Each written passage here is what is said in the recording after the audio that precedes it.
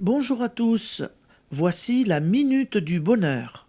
Et aujourd'hui, l'hérédité n'est pas un esclave. Le passé pèse si lourdement sur tant de destinées que nous voulons vous aider à vous tirer de ces vieilles griffes.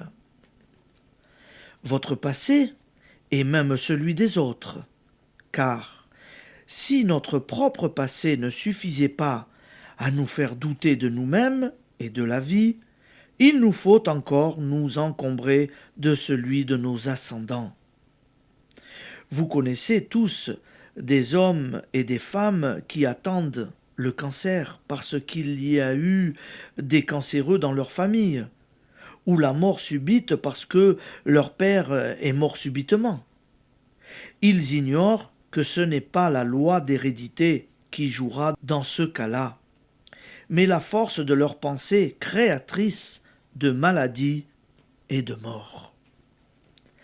À peine un enfant est-il né qu'on décrète qu'il ressemble à un tel aïeul ou à une telle tante, conditionnant ainsi son caractère, statuant d'avance de ses chances pour l'avenir, pour l'influence qu'exercent sur un être éminent, réceptif, les fées ou les sorciers penchés sur son berceau. Sorciers innocents, qui n'en sont pas moins néfastes. Il est exact que nous tenons de nos ascendants certains traits physiques, certaines dispositions du caractère et de l'intelligence. Ils fournissent, en somme, notre matière première.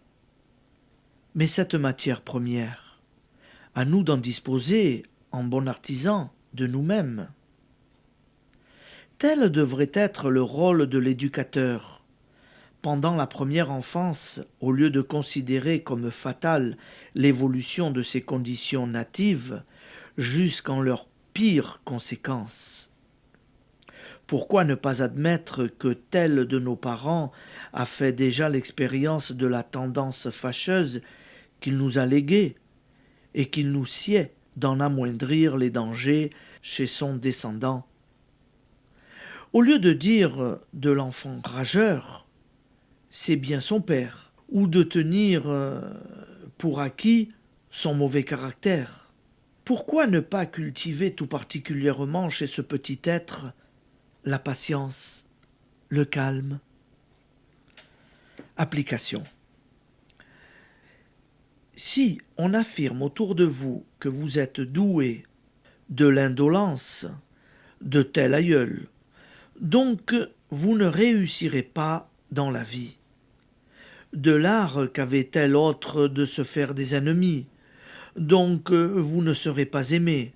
Refusez énergiquement de vous laisser ainsi écraser sous le poids d'un passé qui n'est pas le vôtre.